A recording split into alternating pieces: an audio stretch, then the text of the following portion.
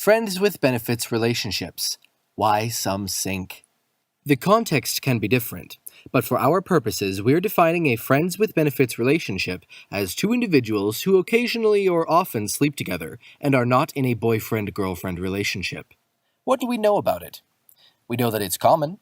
In 2013, 30 to 60% of American university students engaged in a friends with benefits relationship. Is it sustainable? It's arguably not meant to be. It's more like halftime in a sports game or intermission at the theater. Free time to reload on your favorite snacks, quench your thirst, and clear your head before the next serious part begins.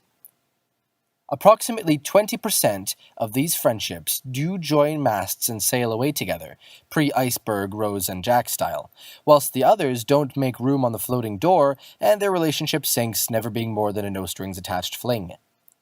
Why? That's the question. A study from 2009 found that the top reasons for ending such a relationship were the development of romantic feelings and negative emotions such as jealousy. In conclusion, emotions. However, Kendra Knight, a communications professor, conducted a series of interviews of 25 students who had had a friend with benefits and found a pattern in their relationship endings: communication and lack thereof. Ground rules grounds fun. Setting up expectations and rules for the arrangement was perceived as effort or relational work that is expected to be absent.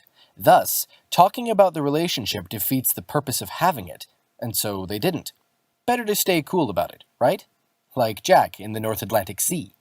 Losing face. One student didn't talk about the relationship out of fear of seeming too invested, thereby highlighting the side of self-protection. 'Cause when you got skin in the game, you stay in the game, and thus admit there is a game to lose. And yes, that was a Hamilton quote, the founding father of Friends with Benefits. Granted, they were both married, so Friends with Benefits is all it could ever be, and he did technically pay her husband in order to not let out the secret, which he then did later himself anyway. Moving on. So call me never. Most of the students would feel uncomfortable with their friend with benefits talking or flirting with others, but were unable to bring it up as they didn't feel their reactions were part of the deal and valid. Shh.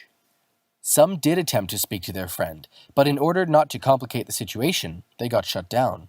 The common denominator here is, whatever reason leading up to it, the lack of communication kills the situation, whether that's through being silent or being silenced. So, how do you keep your friends with benefits situation afloat? Communicate. Don't play it cool. Make the whole thing hot.